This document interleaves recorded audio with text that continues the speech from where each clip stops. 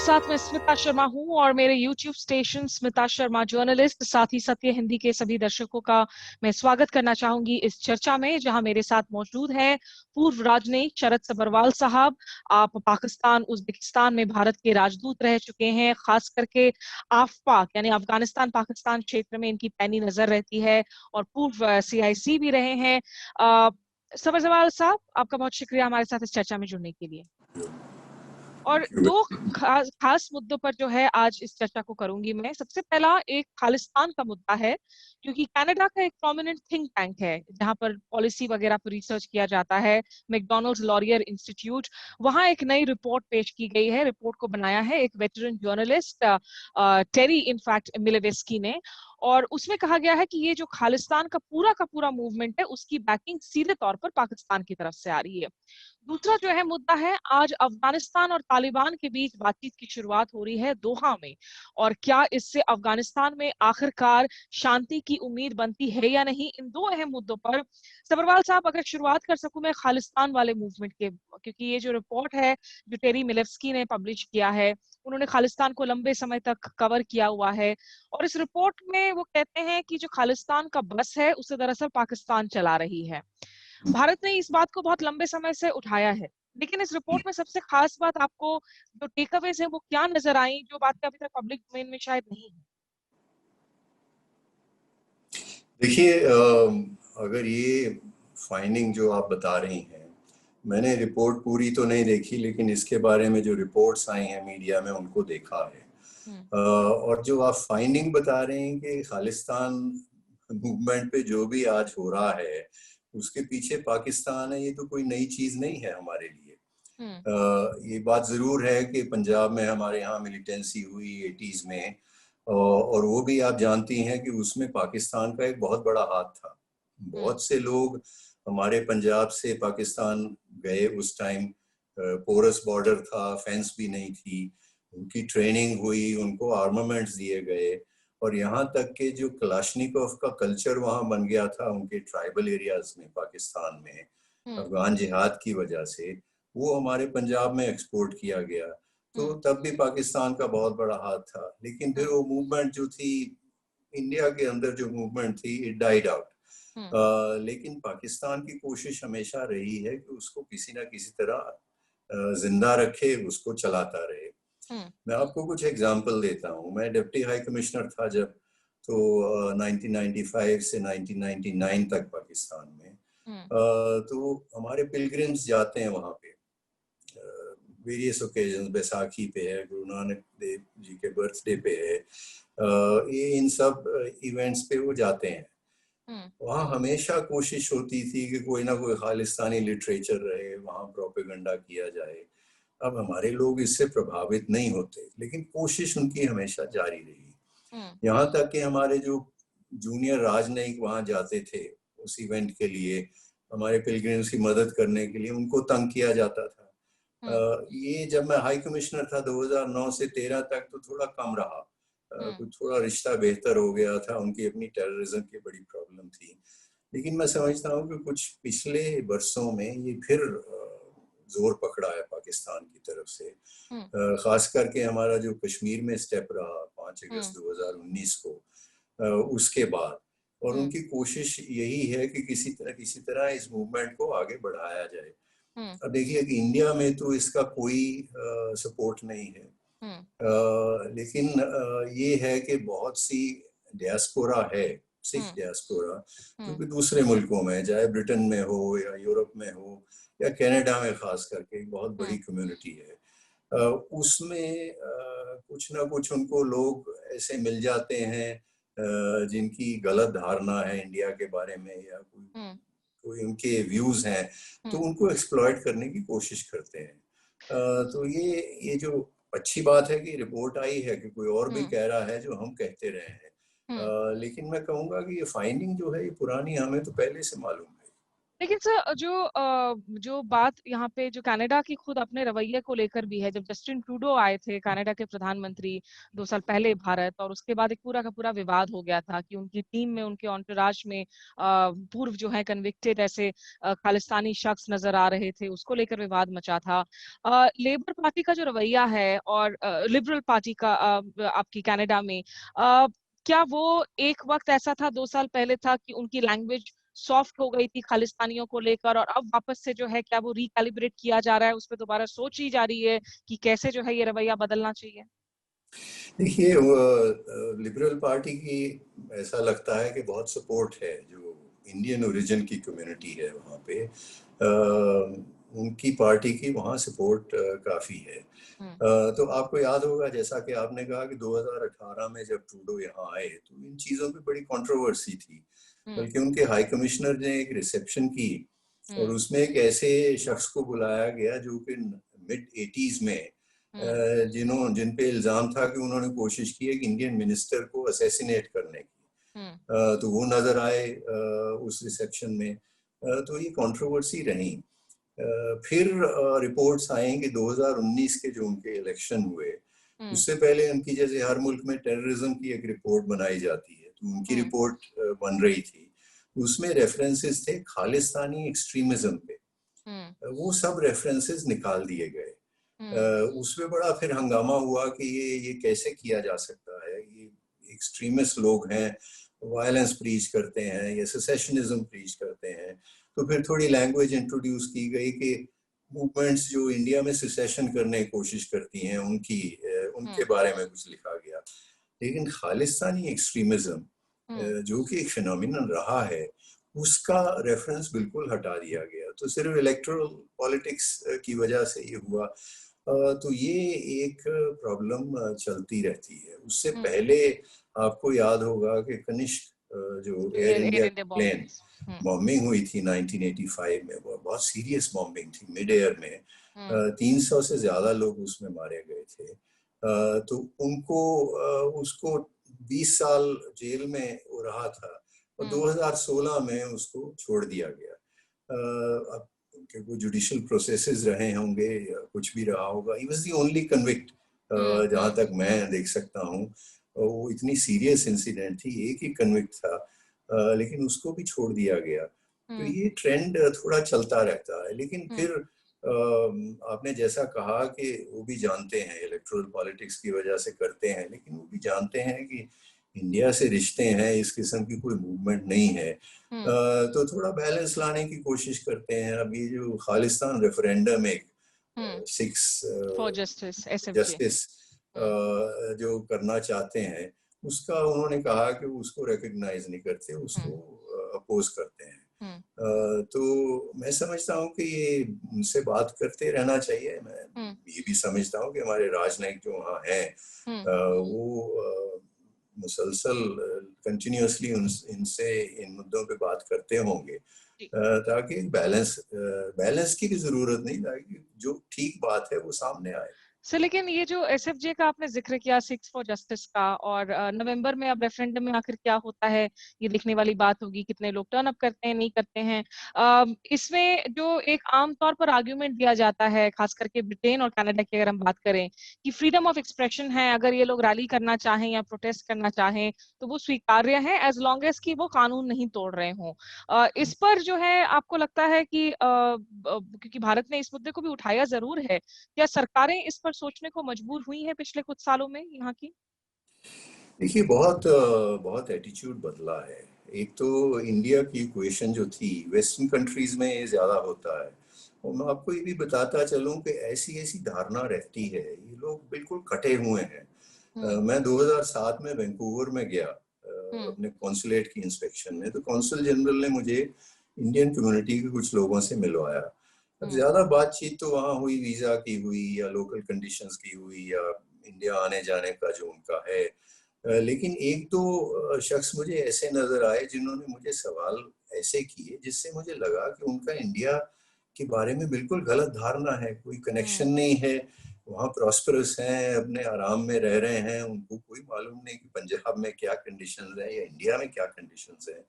उन्होंने कहा कि सिखों के राइट्स ऑब्जर्व नहीं हो रहे, इस किस्म की चीजें। अब हमारे राजनयिक जो कौंसल जनरल तब थे और अब हैं, वो हमेशा कोशिश करते हैं कि उनको एक्सप्लेन करते रहें कम्युनिटी को।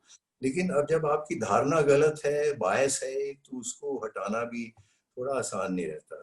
तो ये वेस्ट में एक फिनोमिनन रहा है इन कम्युनिटीज का। पहले जब हमारे रिश्ते वेस्टर्न कंट्री से थोड़े डिफरेंट थे, कोल्ड वॉर के दिनों में या सोवियत यूनियन के टूटने के भी थोड़ा बाद, तो एक डिफरेंट एटीट्यूड था, बहुत छूट दी गई थी उनको।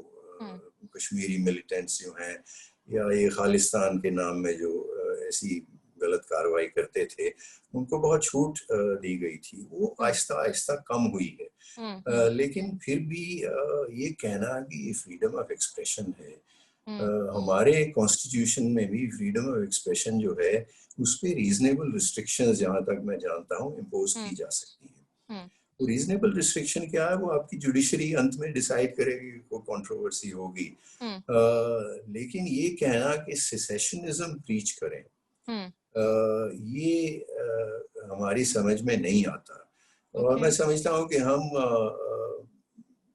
लगातार बात करते रहते हैं उन गवर्नमेंट से।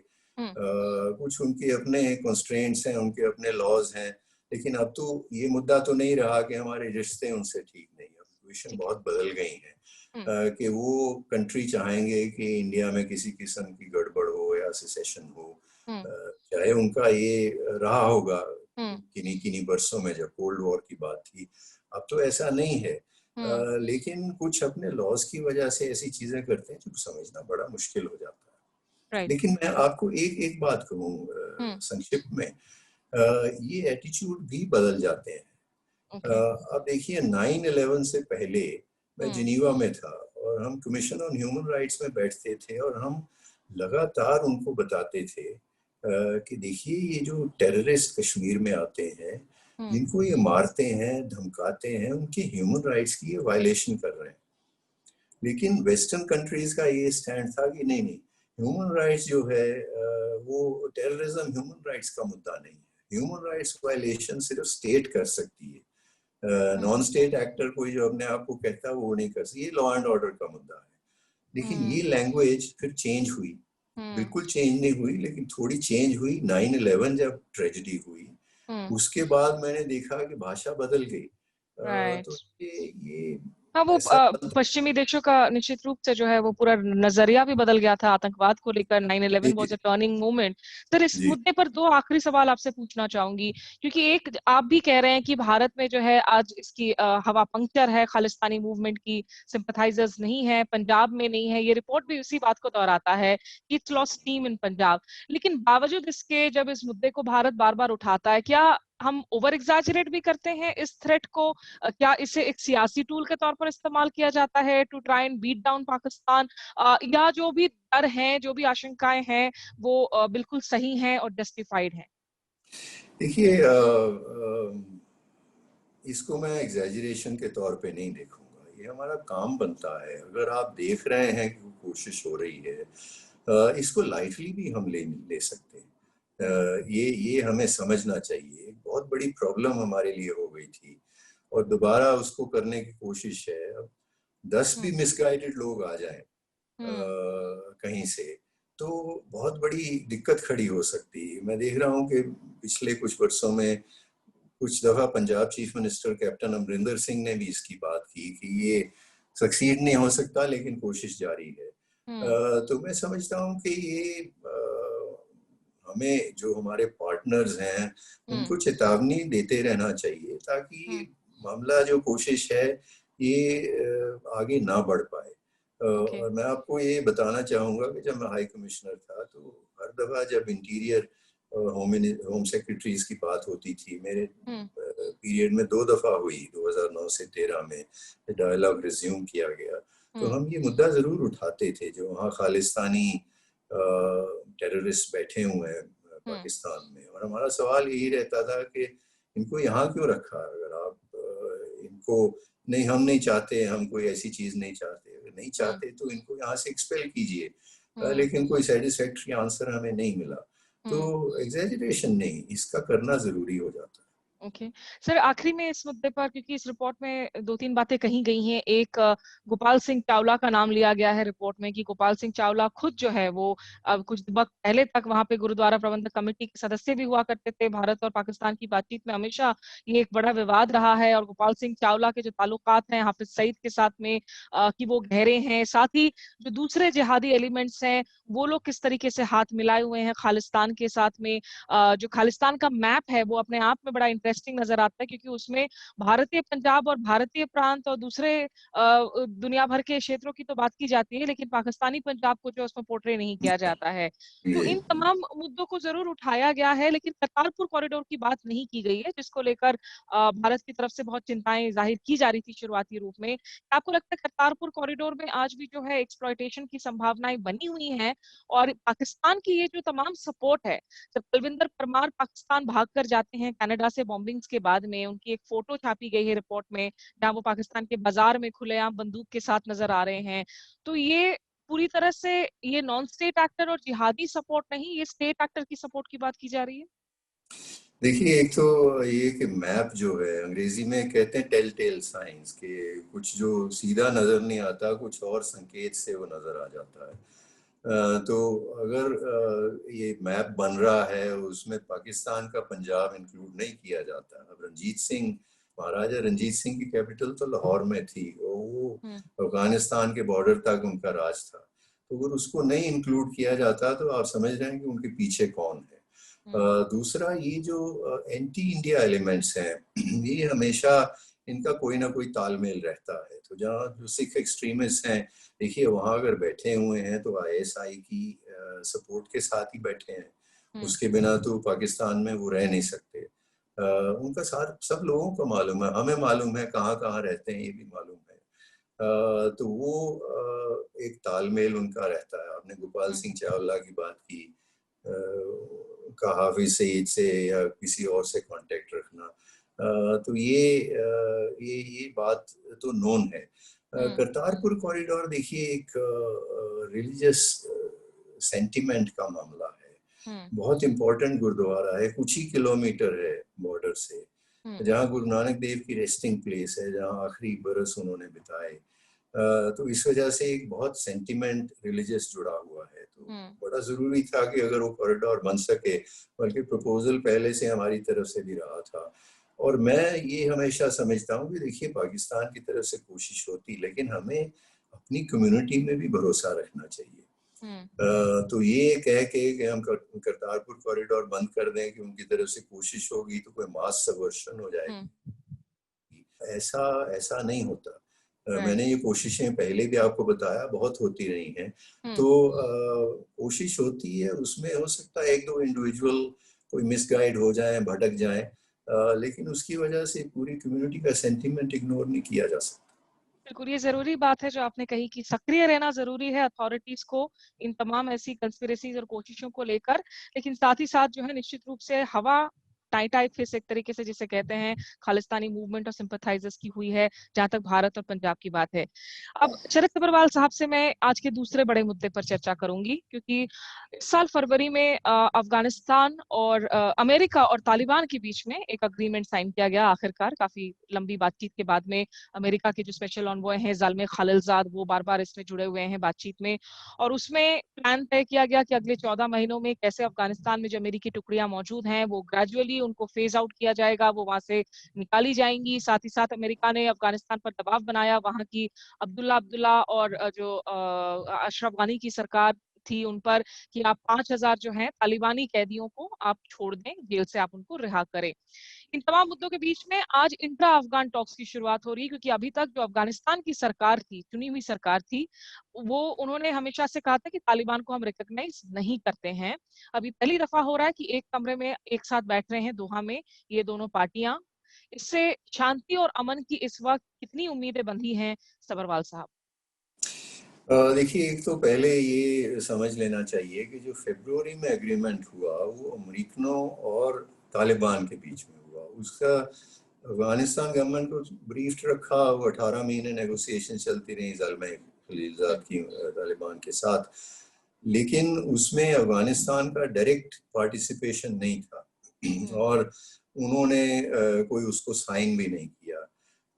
तो एक दो चीज उसमें बड़ी जाहिर थी। एक देखिए कि ये कहा गया कि अमेरिकन फोर्सेस विड्रॉ कर ली जाएंगी, इन रिटर्न फॉर व्हाट? बदले में तालिबान ये इंश्योर करेंगे कि जो टेररिस्ट हैं उनको अफगानिस्तान की ज़मीन पे जो उनके कब्जे में है उसके यूज़ नहीं दिया जाए। यानी कि कोई भी टेररिस्ट जो वेस्टर्न कंट्रीज के खिलाफ, अमेरिकन या उनके एलाइज के खिलाफ काम कर रहे हैं, उनको तालिबान जो उनके एरिया, उनके कब्जे में है, उससे ऑपरेट नहीं करने देंगे। यही कंडीशन थी और कोई नहीं। उसमें ये कंडीशन नहीं थी कि तालिबान पावर शेयरिंग में जाएं और डोमिनेट अफगानिस्तान को करने की कोशिश ना करें या कि वो सीज फायर करें। इतनी वायलेंस होती रही तालिबान की तरफ से। एक कंडीशन लगाई, उसमें भी कोई श्योरिटी नहीं थी। तालिबान के लिंक्स पाकिस्तान में जो भी हैं, बेसिस उनके पाकिस्तान में हैं, वहाँ से वो टेररिस्ट एक्टिविटी करते रहे हैं, उनके अलकायदा से लिंक्स हैं।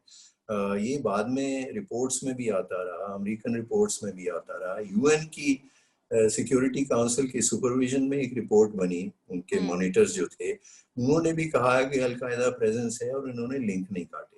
लेकिन अमेरिकनों ने फैसला किया कि हम विड्रॉ करेंगे। एक पीरियड दिया गया, उसमें कहा गया कि आप ये सिर्फ कंडीशन फुलफिल करें।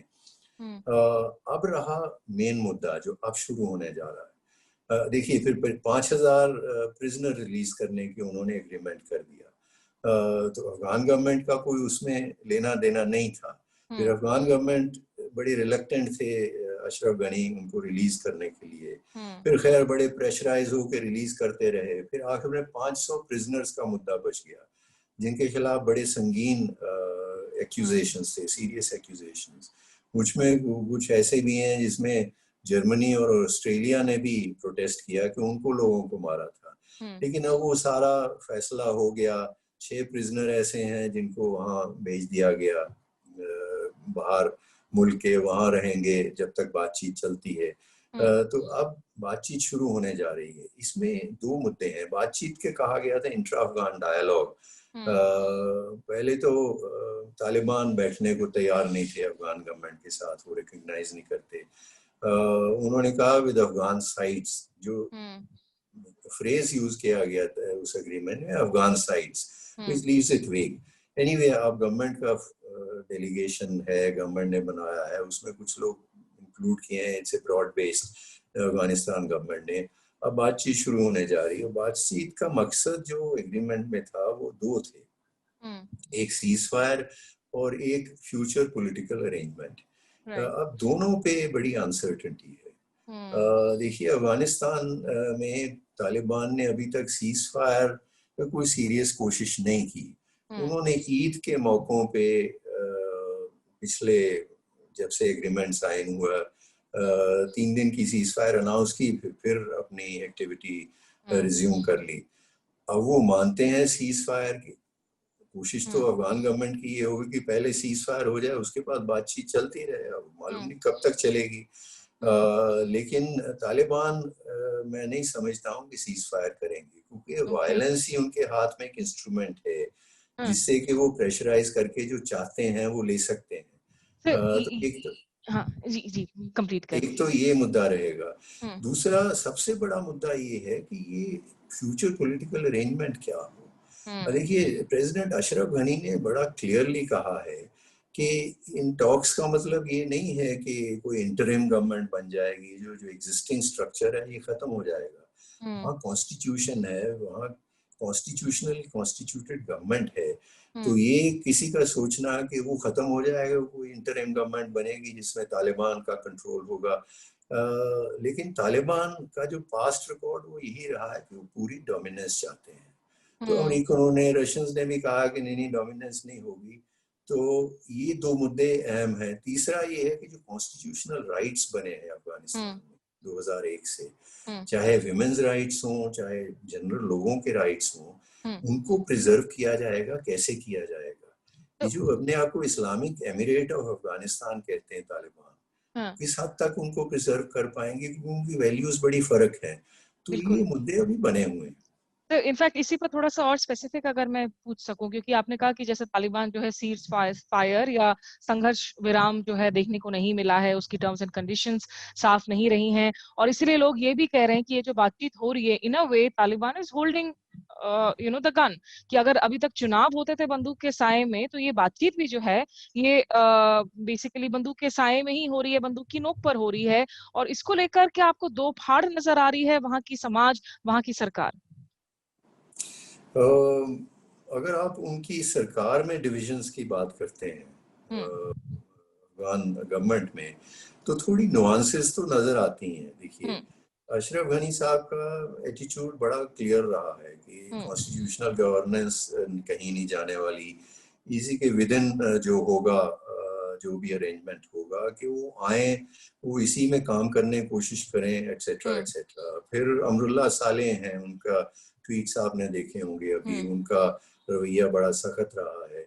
अब्दुल्ला ने थोड़ा सा, मैं देखता हूँ कि जब वो प्रेसिडेंशियल इलेक्शन में कंट्रोवर्सी हो गई थी, आपको मालूम है, वो जो दो पैरेलल स्वेयरिंग इन हो गई थी, तो जब वो फैसला होने वाला था, इवेंचुअली उनको फिर ये head of I piece council बनाया गया, तो उस टाइम जो उनकी लैंग्वेज नजर आई वो थोड़ी सी सॉफ्ट थी कि नहीं नहीं, ये हमें रिजिड ना होते हुए इसको आगे ले जाना है। तो इस किस्म की नुआंसेस तो हैं, लेकिन मैं समझता हूँ कि एक चीज पे कॉन्स्टिट्यूशनल राइट्स हैं, विमेन्स राइट्स हैं, जो गेन्स हैं 2001 से, एक इस मुद्दे पे, और दूसरा इस मुद्दे पे कि तालिबान की डोमिनेंस नहीं हो सकती। ये नहीं कि वो कोशिश करें जो 1996 में जब वो काबुल में चले गए थे, उसके बाद पूरे मुल्क पे थोड़े से ही हिस्से बचे थे जिसमें उनका कंट्रोल नहीं था।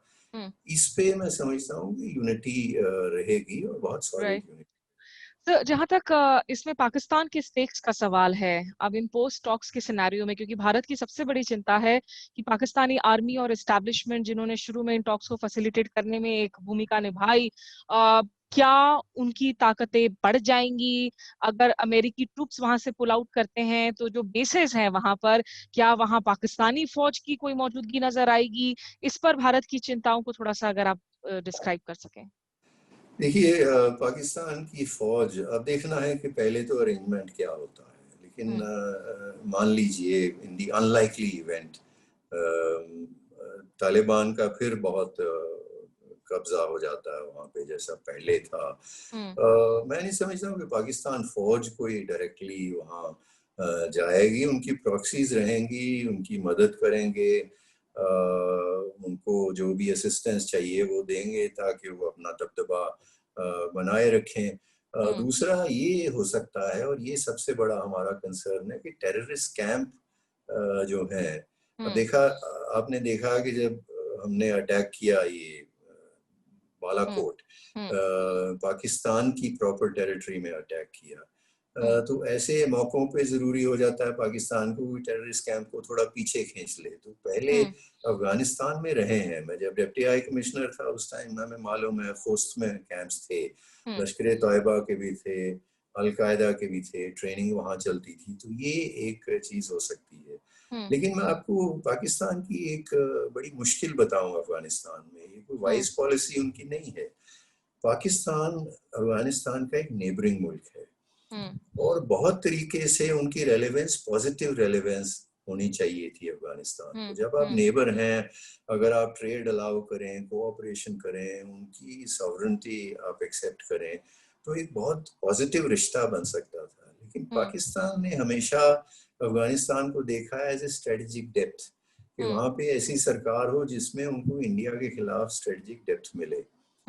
अब उसमें उनकी दिक्कत ये है कि कोई भी जो अफगानिस्तान में स्टेबलाइज हो जाता है, अगर कल को तालिबान भी वहां स्टेबलाइज हो जाए और एक गवर्नमेंट बन जाए, तो वो पाकिस्तान के साथ उनके झगड़े शुरू हो जाएंगे। सबसे पहला झगड़ा तो ड्यूरेंट लाइन का है।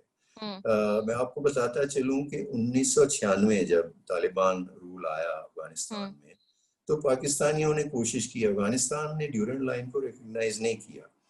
पाकिस्तान ने कोशिश की कि मुल्ला उमर से इसकी रिकॉग्निशन ले ली जाए कि वो उनके प्रोटेजे थे। जब उनसे बात की तो मुल्ला उमर ने कहा कि ये हम बात ही क्यों कर रहे हैं, दोनों तरफ पश्तून भाई रहते हैं, तो इस लाइन की बात करने की क्या जरूरत है। तो इस तरह उन्होंने फिनिश कर दिया।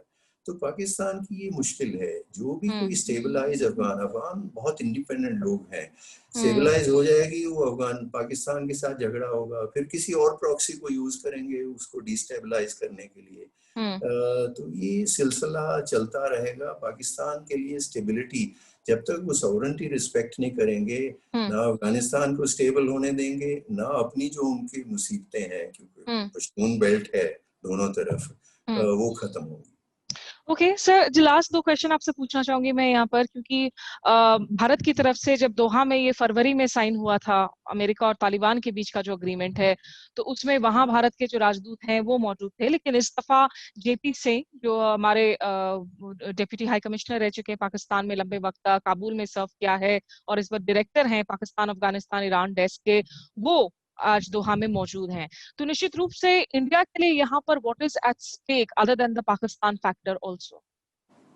देखिए, इंडिया ये चाहता है कि अफगानिस्तान एक stable, independent, democratic country, democracy कैसी हो, क्या हो, कॉन्स्टिट्यूशन ये उनको डिसाइड करना है, लेकिन एक इंडिपेंडेंट, सॉवरन, स्टेबल कंट्री रहे, जो कि रीजन में ट्रेड और ट्रांजिट का हब बना रहे, उसमें ट्रेड ट्रांजिट हो सके, और वहां से टेररिज्म का बेस ना बने। इंडिया की ये डिजायर है। तो अब हम देखेंगे कि ये बातचीत कैसे चलती है। उसको बिल्कुल इग्नोर भी नहीं कर सकते, बहुत सी सपोर्ट है इंटरनेशनल कम्युनिटी की। मैं समझता हूँ सभी मेजर कंट्रीज जो हैं, उन्होंने इस प्रोसेस को सपोर्ट किया है। जैसी भी उनकी समझ है, अब देखना है कि आगे कैसे चलता है। अगर ये ऐसा चलता है कि अफगानिस्तान सॉवरन रहे, इंडिपेंडेंट रहे, वहां से टेररिस्ट बेस ना बने, तो हमें उसमें कोई आपत्ति नहीं हो सकती। तो इसलिए हमारी प्रेजेंस जो है वो एक सिग्नल है कि देखिए, हम इससे प्रोसेस से अपने आप को कट ऑफ नहीं कर सकते, लेकिन हमारे जो है एक्सपेक्टेशन, वो भी हमने इंटरनेशनल कम्युनिटी को बड़ी वाज़े क्लियर तौर पे बताई। राइट सर, एक आखिरी सवाल, इसका आपने पहले जिक्र किया था कि जो संवैधानिक अधिकार हैं अफगानी लोगों के, उनका ख्याल रखने की जरूरत है, इस बातचीत में उसका ख्याल रखा जाता है या नहीं, या जो शरिया लॉज की बात करते हैं तालिबान, वो इम्पोज होता हुआ नजर आएगा। इसमें एक अहम मसला है औरतों का, बच्चों का, और आज भी हम देख रहे हैं कि लगभग लग रहा है कि ये 1996 वाला देशावू हो रहा है, क्योंकि तालिबान ने बयान में कहा है कि उनकी डेलीगेशन टीम में, उनकी नेगोशिएशन टीम में कोई औरतें नहीं है, क्योंकि women are not a direct part of the war, युद्ध का सीधे सीधे हिस्सा नहीं है, जबकि औरतें मौजूद हैं अफगान टीम तक। तो यहाँ आज कितना बड़ा जो है ये खतरे की घंटी है वहां की औरतों के लिए, और सबसे बड़ी चिंता क्या है यहाँ इस वक्त? देखिए, मैं समझता हूँ कि बहुत बड़ी चिंता रही होगी। मैं पाकिस्तान में था जब ये इनका रूल शुरू हुआ 1996, जब ख़त्म हुआ तो मैं 99 में वहाँ से चला गया था। लेकिन वहाँ से सीधी खबरें आती थीं, जैसा कि औरतों का ट्रीटमेंट किया गया, उनको पब्लिक लाइफ से बिल्कुल निकाल दिया गया, कहीं काम करना मुश्किल था, चाहे स्कूल में है, बैंक में है, कहीं भी है। उनके राइट्स बिल्कुल ट्रैम्पल किए गए। और एक वीडियो आया था, आपको याद होगा, एक औरत, उसके खिलाफ कुछ इल्जाम थे, एक्यूजेशंस थी, उसको publicly she was fired at in a stadium or in an open place and she was killed. वो वीडियो भी सामने आया था। तो एक बहुत बड़ी चिंता की बात है, कहाँ तक एवोल्यूशन हुई है उनकी थिंकिंग में। देखिए, उनका कहना ये है कि वो एक इस्लामिक रूल चाहते हैं, लेकिन इस्लाम और इस्लाम, कौन सी वर्जन इस्लाम की? उनकी एक अपनी वर्जन रही है जो कि बहुत ही एक कंजर्वेटिव किस्म की थिंकिंग, और बहुत ही जो पुरानी ट्राइबल ट्रेडिशंस वगैरह, उसको मिला के एक थिंकिंग ऐसी बनाई है, जिसमें उन्होंने स्पोर्ट्स बिल्कुल बंद कर दी थी, म्यूजिक बिल्कुल बंद कर दिया था। अब कहते हैं कि फर्क हो गए हैं, एवोल्यूशन है, लेकिन कितनी एवोल्यूशन है ये तो कहना बड़ा मुश्किल है। और कल को अगर उनकी डोमिनेंस हो जाए तो उनका बिहेवियर, उनका बर्ताव कैसा रहे, ये कहना बड़ा मुश्किल है। तो ये चिंता, मैं समझता हूँ कि अफगानिस्तान में बहुत बड़ी चिंता है, और एक वैलिड चिंता है। और ये बातचीत पर जो है सबकी नजरें बनी हुई हैं इस वक्त दोहा में। दुनिया भर में आज खास करके इस मिडिल ईस्ट के क्षेत्र में बहुत इंपॉर्टेंट डेवलपमेंट्स हो रही हैं। एक तरफ अब्राहम अकॉर्ड्स की हम बात कर रहे हैं, जहाँ इजराइल यूएई के बीच संबंध बन रहे हैं, बहरीन के बीच संबंध बन रहे हैं। दूसरी ओर ये आफपाक क्षेत्र जिसमें खास करके भारत की अगर हम स्टेक्स की बात करें, अफगानिस्तान में याद हो कि 2 से 3 अरब डॉलर की हम वित्तीय सहायता की बात करते हैं। भारत ने वहां संसद के बिल्डिंग का निर्माण किया है, सड़कें बनाई हैं, हाईवेज बनाई हैं। तो ऐसे में इन टॉक्स को जो है क्लोजली फॉलो करना बहुत जरूरी हो जाता है इस पूरे क्षेत्र और उसकी सुरक्षा और स्थायित्व के लिए, खास करके अफगानिस्तान के लोगों के भविष्य के लिए भी। शरद सब्बरवाल साहब, बहुत शुक्रिया आपका हमारे साथ जुड़कर इन तमाम मुद्दों पर सहजता से जो है मामलों को समझाने के लिए। जी, बहुत बहुत शुक्रिया, आपने मुझे ये मौका दिया। थैंक ये यू। थे शरद सब्बरवाल, जो कि भारत के पूर्व राजदूत रह चुके हैं, पाकिस्तान उज्बेकिस्तान में राजनयिक रहे हैं और इन क्षेत्रों को बखूबी समझते हैं। फिलहाल मुझे दीजिए इजाजत, नमस्कार। सत्य हिंदी के और वीडियोस को देखने के लिए हमारे YouTube चैनल को सब्सक्राइब करें और सीधे नोटिफिकेशन पाने के लिए बेल आइकन दबाएं।